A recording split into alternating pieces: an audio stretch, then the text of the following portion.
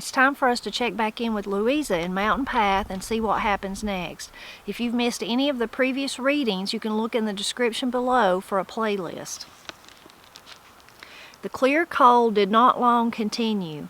On Tuesday of the next week, a warm wind came out of the southwest, and by nighttime, rain was falling, a steady downpour that would raise the creeks and keep all but the cow children away from school, and make a heavy thunder on the roof boards all night long, and maybe for days. That night after supper, Louisa sat a long time in the loft room, crouched above her small fireplace, where now and then drops fell into the flame and were gone with a little hissing, and listened to the rain. Tonight, different from other nights, the sound of the rain kept her from sleeping. She wondered if Corey listened too, but did not wonder long. By and by, the stair door opened softly, and Corey tiptoed up the stairs. "I knowed you'd be a-settin'," she said, and squatted on her heels by the fire and looked into it and listened with Teacher to the rain until the fire died into ashes. She got up then and said, "You'd better get to bed, Teacher. They ain't your men, nohow." "They're mine while I'm here," Louisa said, and added, "I've wished 1,000 times I'd never told you. It did neither of us any good. Many's the other night I've set all night by the fire a-thinkin'," Corey said, and tiptoed away. The weather continued rainy for the rest of the week. During the slow days at school, silent mostly save for the sound of the rain, Louisa for the first time learned to know the rain. All its sounds and smells, and the look of it slanting by the windows, and the gray curtain of it drawn over the hills, merging the cloud above and the ground below into a fantastic twilight world with no earth, nor sky, nor sun. Sometimes she would count its sounds: drops on the roof, slower, heavier drops slipping like tears from the pines, drip of the eaves, trickle in the roadway, soft thud on the leaf mold and pine needles about the house. And like a sound from far away, but beginning over her head, the combined roar and rush of drops and rivulets and creeks and the shoals of Cumberland when it was high and yellow, for Cumberland was high. Then one day the hum of the rain was dead, and a vast silence, deeper than any she had ever imagined, hung over the valley. The rain had changed to snow that fell straight down in great white flakes. The flakes soon blanketed the roads and fields and made white caps on the pines. It promised to be the deepest snow of the winter. Louisa had always loved the snow, much as a child loved it. It lifted something in her heart and made the world seem a gay, strange place, different while the snow fell from what it was yesterday and would be tomorrow. This snow was different, for after snow came cold and clear weather, and Cumberland was high. So she watched it, trying to see each flake separately, as if they could tell her what the weather might be. Maybe it would snow for days, and the snow grow so deep the men could not go to the cave. But nothing held them back. There was a moon now, a moon bright enough for men to see by, if the weather were not too cloudy. Maybe a deep snow would hold back those other men. Maybe it would rain again. Maybe the men would leave off work for a little while. So she stood and watched from a window and learned the snow's silence and its blue cold light that seemed to rise from the ground where the snow lay, and mingle with it as it fell.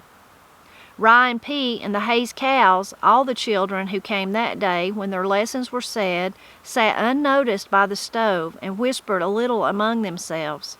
She hardly heard their whispering, and when she did, the voices seemed to have taken on a quality of the snow, for instead of lessening the silence, they only made her aware of its greatness, as if 1,000 people could laugh and cry and scream about her, and the silence of the snow remained the only thing she heard. She would go mad, she thought, but some stubbornness in her would not let her dismiss the children early. She could not stand 2 hours and watch the snow. Corey had watched a man as secret as the snow, as cruel at times, perhaps for 14 years. Aunt Elgie had spent 6 years in looking down the hill, watching and waiting. The Golston woman knew nothing but dread and fear, and watching in silence too. Yet all went on and did their work and said nothing. Only Aunt Elgie had lost a little of her mind, enough to make her able to live and bear her thoughts. She, the superior one, was not the woman the others were. She did not love the man she watched the snow for, did she? She had never loved anything and could not know. It was late when she dismissed, and she and the children walked home in a blue twilight. Corey sat churning by the fire and said nothing when Rye and Pete walked over her freshly scrubbed floor without sweeping the snow from their shoes. "It's cold, ain't it?" Corey asked. "Yes, the flakes are smaller now." "It'll stop 'fore morning and clear off." "Yes, I guess it will." She sat before the fire and began unlacing her boots. "There's a new moon." "Yes." "They're working nights now." "Yes, it wouldn't matter if they came," she said. "They would wait if—" "Why, Mom, you scrubbed a day and washed all day?" Rye said, returning from the kitchen where she had gone for cornbread and a slice of cold fried ham. "Yes, I scrubbed."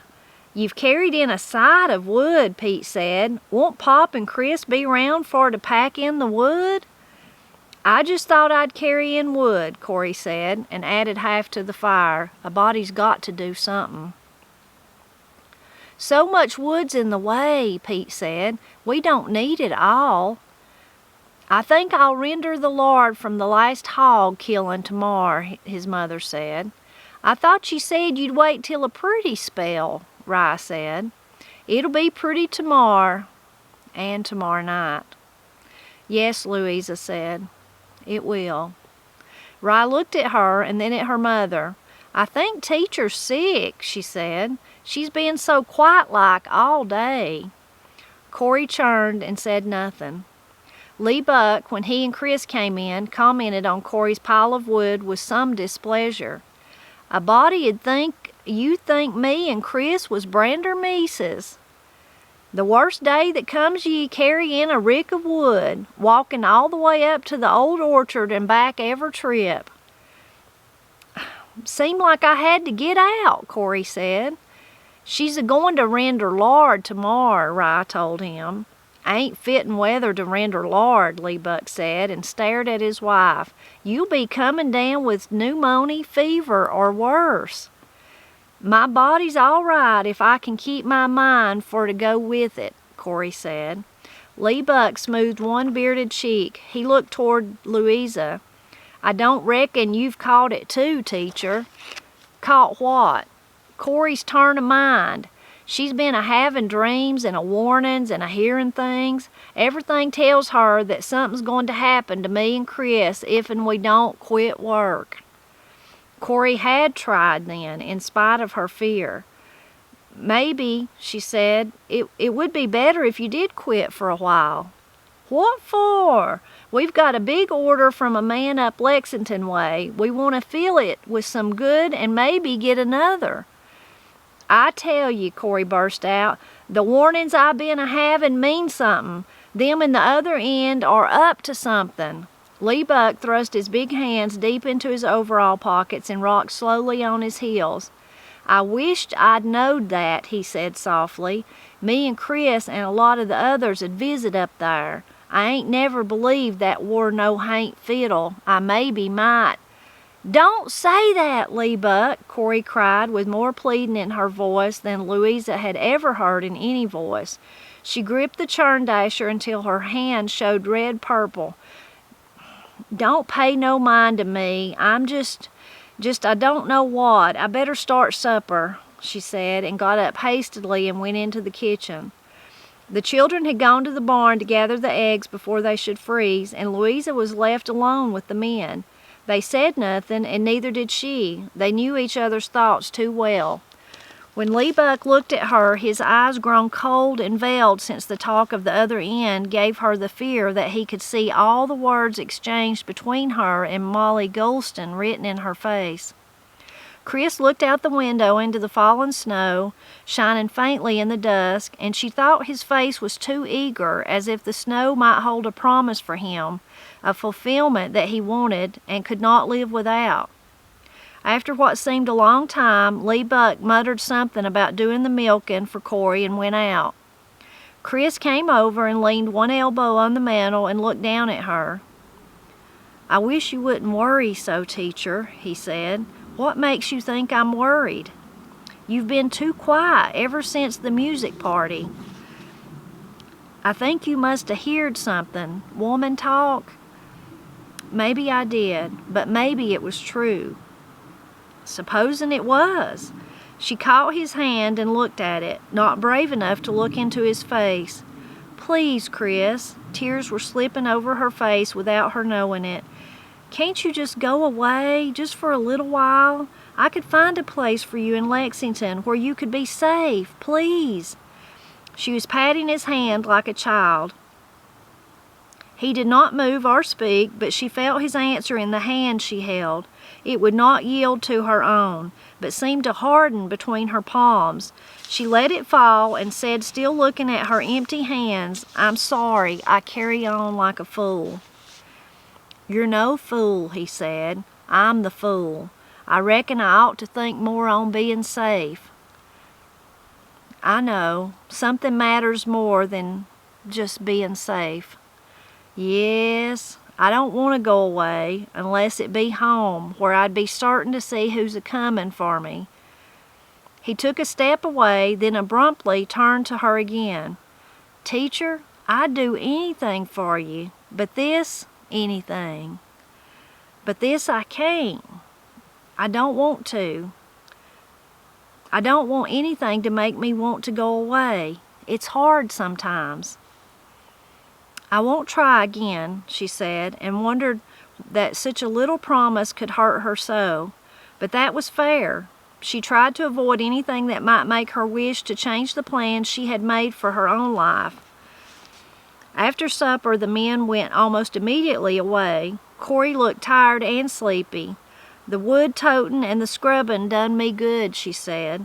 Louisa had carried no wood and scrubbed no floors, so she was not sleepy. But she went upstairs early and sat a time by the fire before going to bed. Later, when she had undressed, she went in spite of the cold to stand by the window and take a last look at the weather. A few fine flakes of snow yet fell, but the night was bright with an almost full moon, dimmed somewhat by luminous veils of snow cloud. If tonight were not bright enough, tomorrow would be brighter still. A pale sun shone next day, too weak against the heavy cold to melt frost from the school windows. More children came to school that day, and Louisa was glad. They gave her more to do, while the added life made the loneliness and the silence less burdensome. Lee Buck and Chris had come home last night. She had heard their footsteps creak over the frozen porch floor sometime near early dawn. She had gone to sleep then, but not until then. Today she was very tired. The night had been so long. Tonight would be longer. The moonlight would fall long and white and cold across her bed, and she would lie watching it. The silver bar would shorten slowly. Then it would be gone, and she would hear the feet again. They would come home. She told herself that all the day and almost believed it until school was out and she and the children walked home, where they were greeted by a blue-lipped, sick-eyed Cory. She had scant words for any of their small talk, but hurried about the kitchen in a jerky, restless way, though it was long before her usual supper-getting time. Some of her unspoken trouble communicated itself to the men and children, so that all during supper they sat silent, eating but little, and speaking, when they spoke at all, in strange, muted voices, as if in the next room a dead man lay, or some hideous enemy prowled by the windows and listened to all that was said. Louisa felt the terror that she had struggled against for days mastering her now that night was closing in, and through the kitchen window she could see the rim of a white moon rising between the black pine trunks on Jackson Ridge. She had thought for only one wish, and that was that the men would not go away. If they would only stay this one night, she would not ask anything of them again, but then she could not even ask that.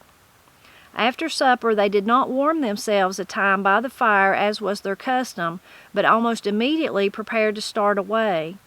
Corey, without taking time to eat her supper and feed Beetle as she always did, followed the men into the big house and stood by the fire and watched.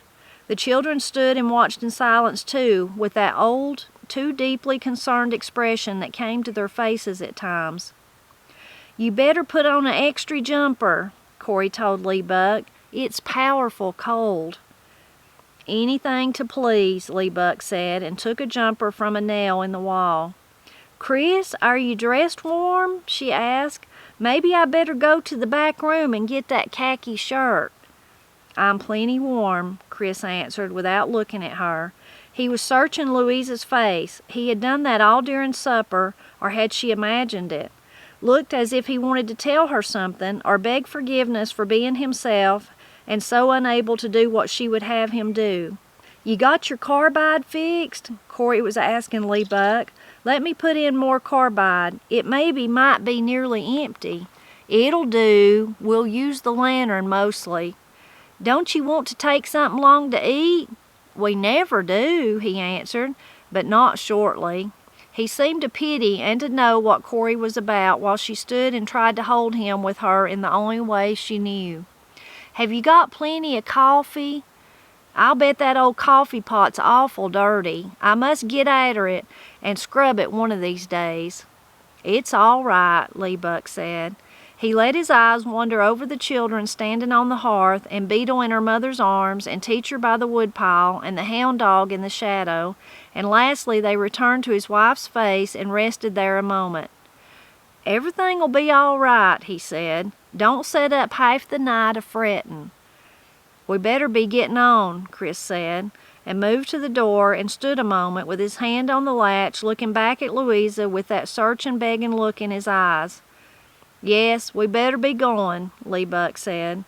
Corey moved forward as if she would touch him or say something, but in the end did neither, only stood and softly patted Beetle on the shoulder while Lee Buck walked to the door and walked out without looking back, and the latch clicked and the sound of their feet over the porch floor and down the steps and across the snow in the yard grew fainter, died, and they were gone. Corey took Beetle and returned to the kitchen, and shortly after, Teacher and the children followed. The big house seemed big and gloomy and empty, with the firelight and shadow making caves in the corners and wavering mountains of the beds. Corey washed the dishes slowly, not noticing until Rye spoke of it that the dishwater was cold, for the fire in the stove had long since died. She built a fire then, heated water, and slowly and methodically washed the dishes, including the few that had not been used, all over again.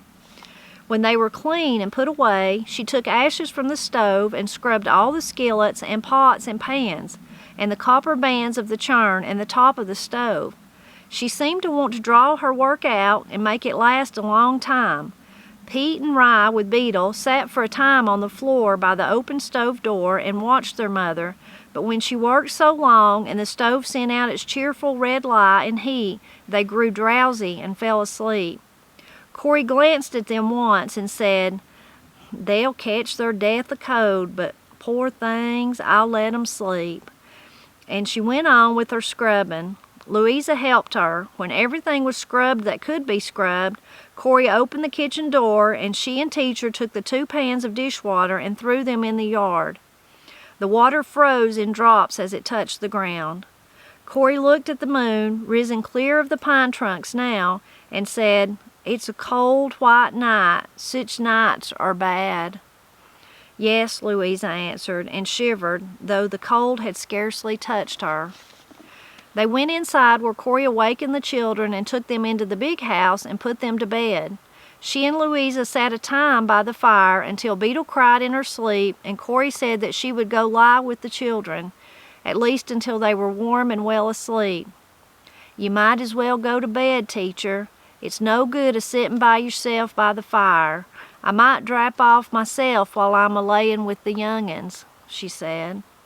"I might as well," Louisa said, knowing that Corey would not sleep, and neither would she. She took one of the irons that Corey kept heating by the fire, wrapped it well so that it would not burn her feet, and went upstairs. She did not light the lamp, for the room was bright with moonlight and firelight. She sat a time, squatted on the hearth, trying to think of something to do. She thought to write a few letters to take her mind away from the cold and the moonlight and the men, but the ink was frozen, and the paper like ice under her hands. There was nothing to do but smoke a cigarette, undress, and crawl into bed, icy cold, in spite of the iron she had put there when she came upstairs. She lay for a time with closed eyes, but the moonlight seemed to penetrate her eyelids so that the imagined brightness of the room was worse than the actual bar of light across her bed. She thought of Corey below, lying with the children, and wondered if she slept or tried to sleep, or had only crawled into bed with them so that she might draw a little warmth and comfort from their young warm bodies. She wished for what Corey had, something warm and alive that she could touch and hear its regular breathing, something that she could press her face against and shut out the cold, unnatural light and the sound of the wind in the higher hills, for it was rising now, cold and sharp from the north. She lay, she did not know how long, and the band of moonlight shortened a little, but the room remained bright as ever. Her fire died until there was no longer as much as one pale glow among the ashes, and the great cold of the outdoors crept into the room and touched her, buried as she was among all Corey's good quilts and blankets. The cold seemed to mingle with her fear so that she could not tell which was one and which was the other. Her face and hands and feet were cold, but no colder than they had been at other times. It was the inward quivering of her whole body like a soundless sobbing that seemed to begin in her breast and move outward until it shook the roots of her hair and the soles of her feet. She could not stop it. All the heat of the sun could not stop it, she thought, and knew that fear was doing this to her and not the cold. She tried to think of a warm, dark room she had known back in Lexington before she had tasted dread and this fear mounting into hysteria. She tried to make herself hear the ripple of water running under a hot sun and beetles' regular breathing or the soft thud of a mule's feet on a sandy road. She could hear none of those things. Only the wind in the trees and see the brightness in the room and feel the cold. She was lying so, her body rigid and quivering under the bedclothes, her eyes fixed on the band of moonlight that seemed neither to lengthen nor shorten but remain the same forever, when the frozen boards of the porch floor creaked under the weight of someone's feet. She listened, hoping that the men might have returned early, and waited to hear the lifting of the latch. The creaking continued, but the door did not open. It was not the men, it was Corey, unable to sleep and walking in the cold. She got up and dressed. After her forced stillness in the bed, the movement was a relief, and the cold during the moment she stood naked seemed no greater than it had been.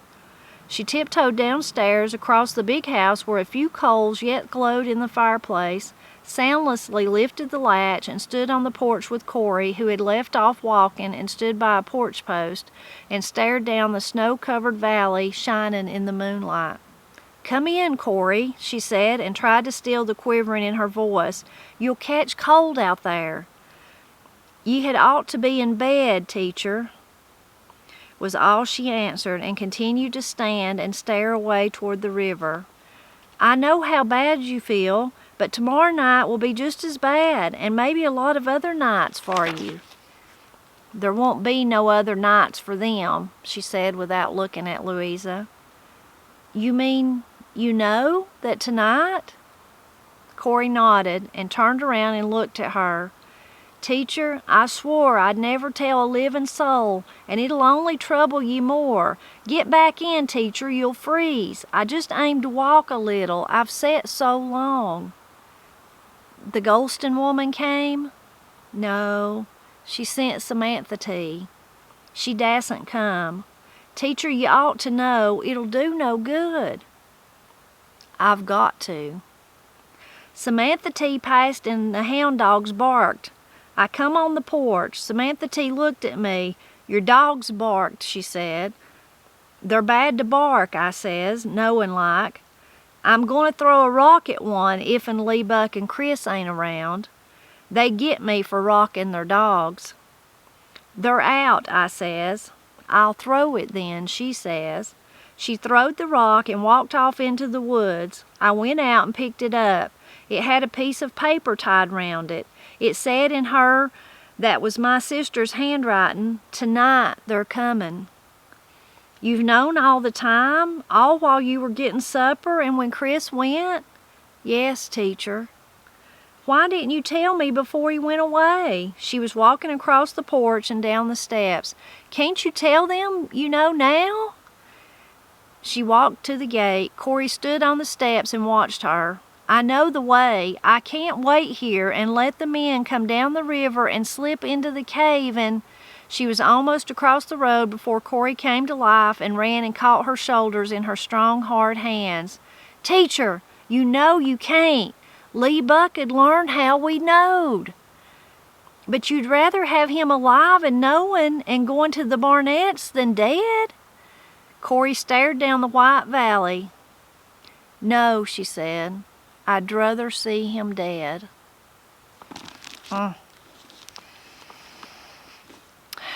Goodness, what a chapter. You can tell we're getting to the end of the book because all of these things are happening all at once and all these dramatic occurrences are happening. So this was another very exciting, riveting chapter. So many things in it that I liked, though. Of course, any good book makes you feel those things of madness and strong emotion, sadness, worry, all that. That's the sign of a good writer. But at the beginning, I really loved the description of the rain. I really loved the way they described it. When me and Matt was first married, before we were married, I'd never lived in a house that had a metal roof or a tin roof. But once we were married and we built our house, that's what our roof has, a metal roof. So just the sounds that Louisa was describing of the way the rain, at times it'd be almost like she could hear each individual drop, and then at other times it sounded like a hum or a roar, all that. I really loved that part of the descriptive part.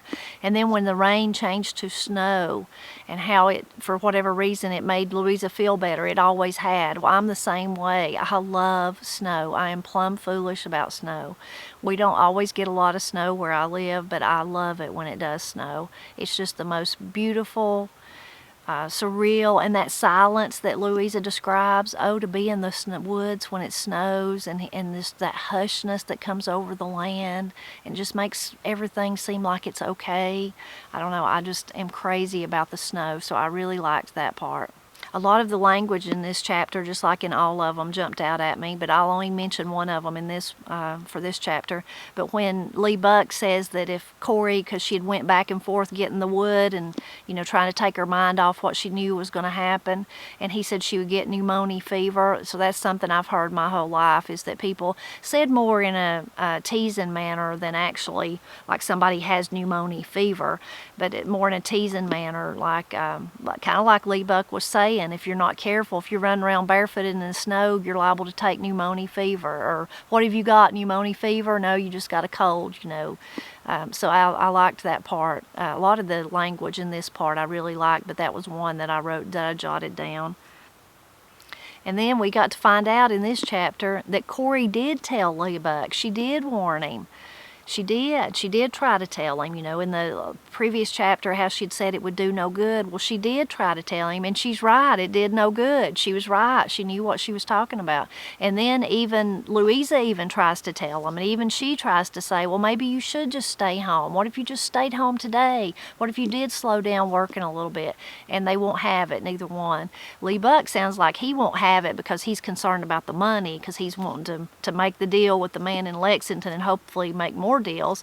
But Chris it's kind of like he knows it's coming, but he just wants it to be over. He just wants whatever's going to happen to be over. So I think he kind of does believe it, but he just is ready for it to be done. And Lee Buck's more like, well, we got to do this because it's a good opportunity. And then the dramatic ending. What an ending.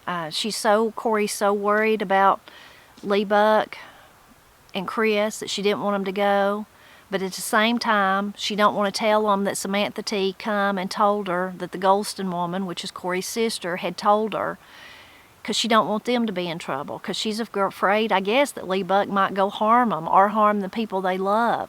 So, oh my goodness, what a mess of this angst and despair, and just a mess for sure. And the only way we're going to find out what happens is to read the next chapter. So I hope that you'll leave a comment and let me know what you thought about this one. And then I hope that you'll drop back by so we can find out what happens next to Louisa in Mountain Path.